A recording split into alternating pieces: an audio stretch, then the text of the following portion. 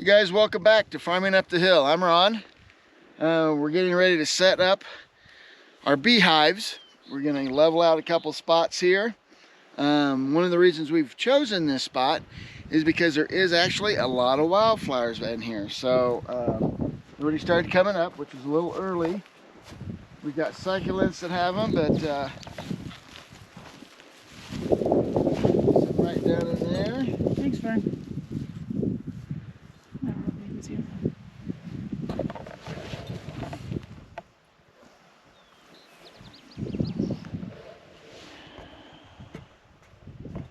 This one or that one? So we've also picked this area because it's a little protected. That's north, so in the winter, north winds come flying over. It's going to be blocked a little bit with that. We got some side by side, but at the same time we get a little bit of a breeze through here, and we'll be somewhat protected back in here. So like I said, it's kind of a nice little spot right in here to do it. Walk over this way. So, like I said, even the succulents are blooming. So, it'd be nice. We got Indian paint brushes. I don't know, there might be a dozen different flowers.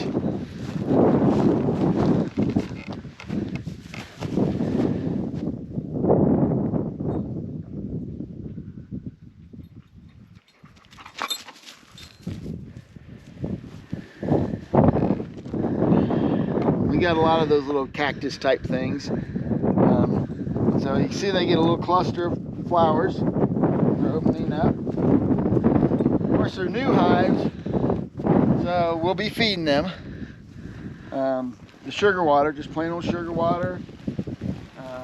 We'll give them everything to give them a healthy start. We started now because, you know, if we would have done this, you know, on Mother's Day, there would have been 8 inches of snow and pretty cold, if not 10 inches back here. And we really want to give them a good chance. So we're going to measure out. Each hive is 23 by 17. We're going to put them right next to each other. We're going to dig it out flat as we can. Make sure we like everything. And then we're going to go and get the blocks. We're going to put it on cinder blocks. And then we'll start building them up. And by the end of the day, the bees will be in the hives. So we've already picked them up. All right, so we got Vern here, our inspector. Does it feel a little flatter? Okay, buddy, let's go. Come on, let's go. There we go. Get out of the way. Okay, so it's not really that big of an area. We gotta level out. We're gonna go get 8 cinder blocks and make sure that everything. Vern, come here, buddy. Come on. To see how that is setting up so we get those nice and flat. And then we'll do that. And we'll keep going. We're gonna go get our big pick. We wanted to see how hard the ground was and what we had to do, so we used our little hand pick.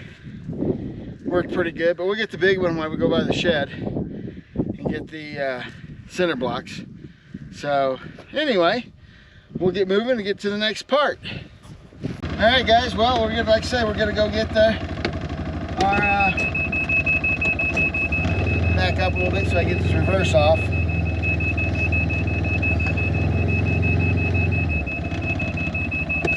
There we go. We'll go get the cinder block. So this is towards the back of our property. So we thought we'd shoot a little video of it. We're hoping to get the cows back here grazing. We're going to move the pigs and the goats back here. Is our plan.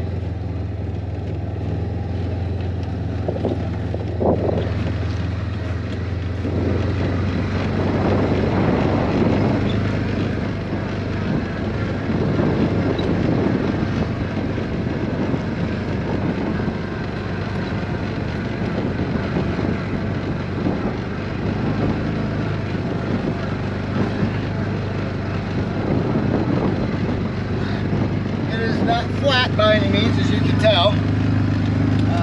Really bumpy. Years and years of erosion. couple years ago, I think it was last year, right? 2 years, we threw, I don't know, 50, 100 pounds of grass seed down here. Some of it started coming back up, which is always good.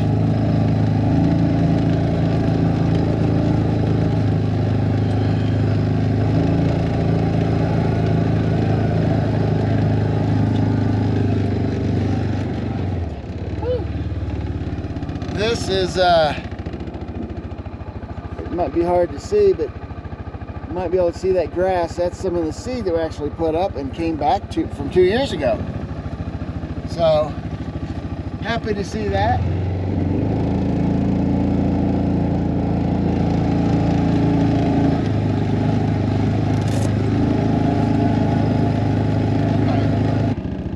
Hopefully they can see some of those mountains over there.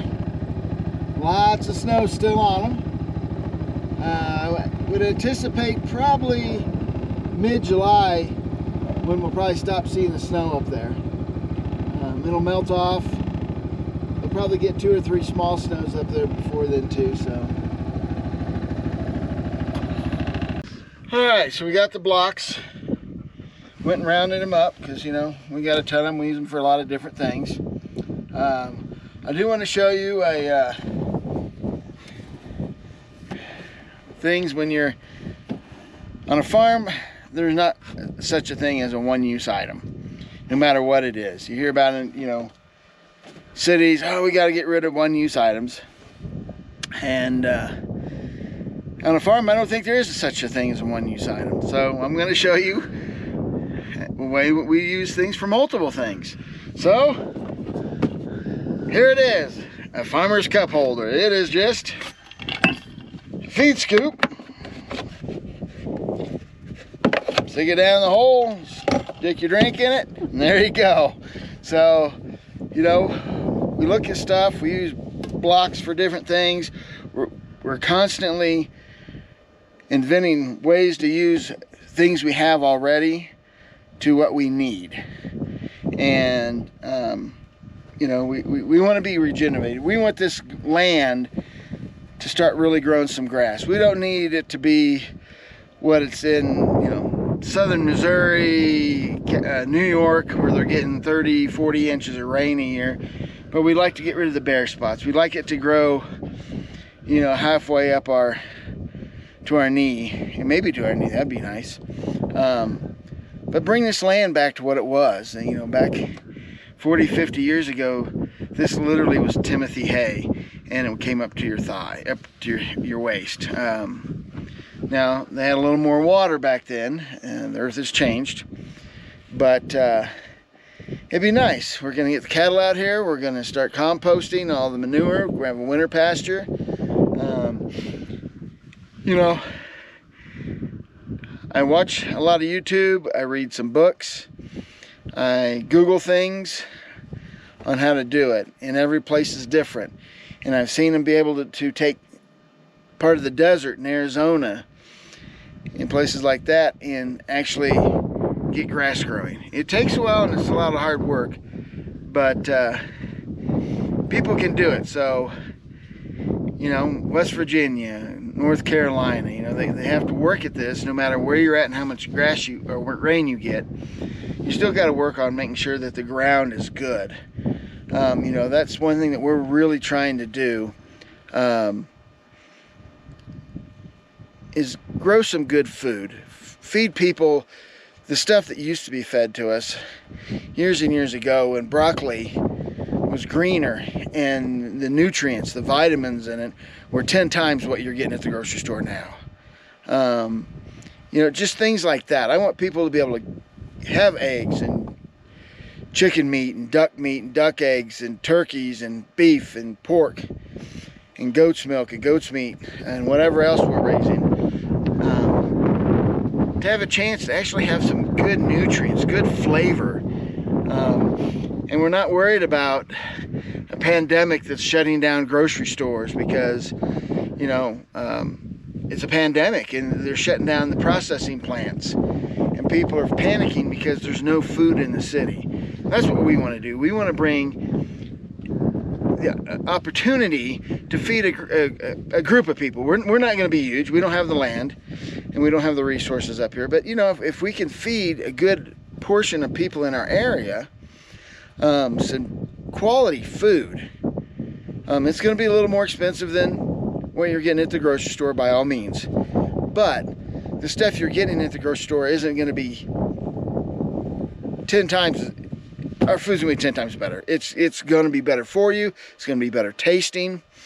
And we're going to be able to raise this food and make sure that the people that buy from us continue to eat year-round and be able to buy their food consistently. You know, we're setting our prices.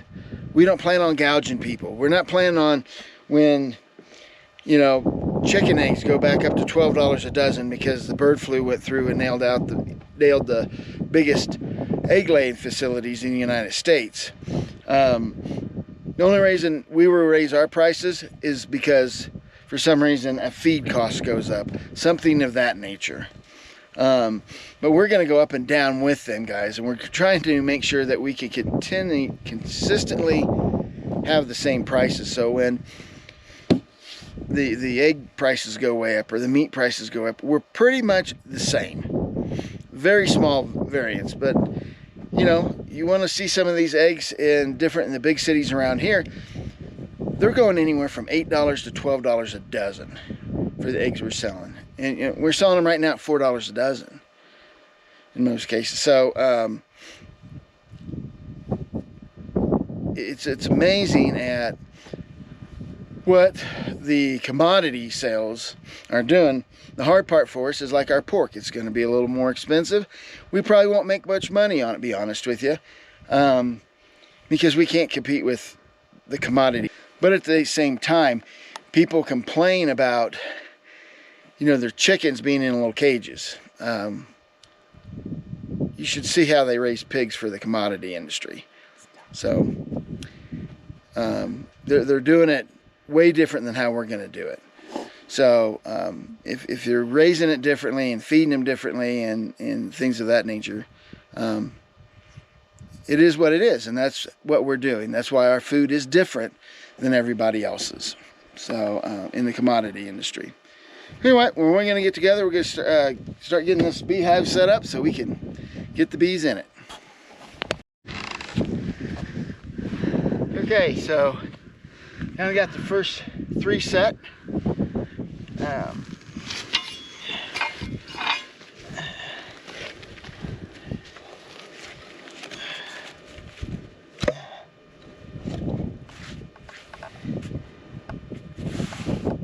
What we're doing is we're just trying to level it up the best we can. It will settle a little bit, but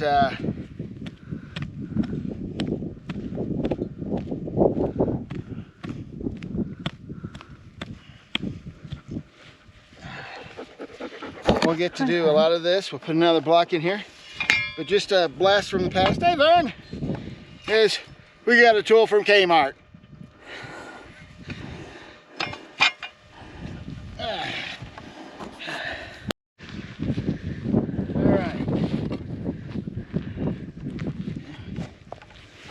We'll get this in there a little bit. We can see that the front corner up here is a little high. Just a little bit. At the same time.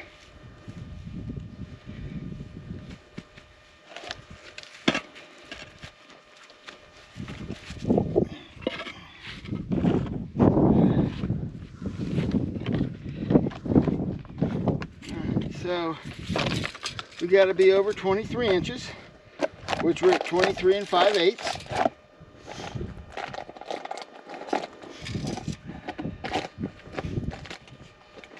And we got to be 17 inches across at least. We're at 19. So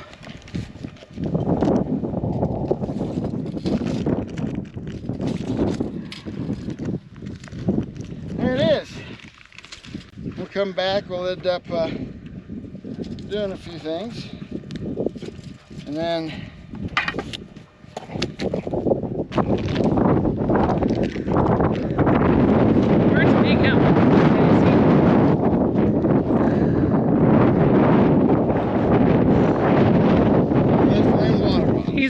water bottle. That's his favorite toy.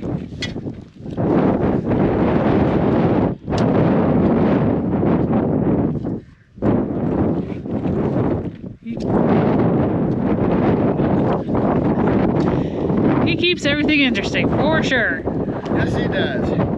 That looks really good, guys. So now what we'll do is we'll pack up most of this stuff. We'll leave the tools here. Pack up a little stuff. It's getting about lunchtime, so we'll probably go have some lunch real fast. Take a little break, and then we'll come back with the beehives. We'll get those in place. And with some straps, because we'll strap the beehives to the cinder blocks to help hold them down, keep the lids on and stuff. And then Vern's having a great time.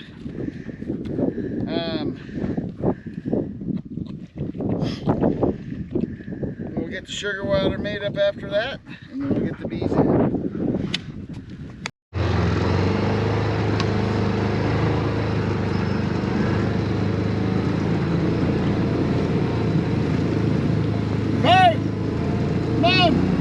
Okay, so when Vern's not here when he's supposed to be, we get to have a Vern race and see who's faster. Do you see him coming over there? Here he comes. What are we doing, Daddy? 11. We're going 11. He's catching us. Who's faster? I think Vern might be faster. 20. We're up to 20. Here goes Vern.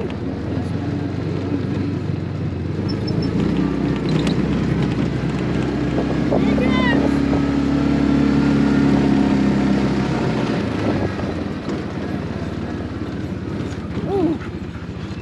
And I think that means Vern won. He was good. Well, I took off a little slow for him, so let him catch up. Yeah, he likes to race the side by side, and he's gotten up to about 30 miles an hour before, you said? Yep. So we don't do it very often. He usually wants to ride, but he was checking on his cows.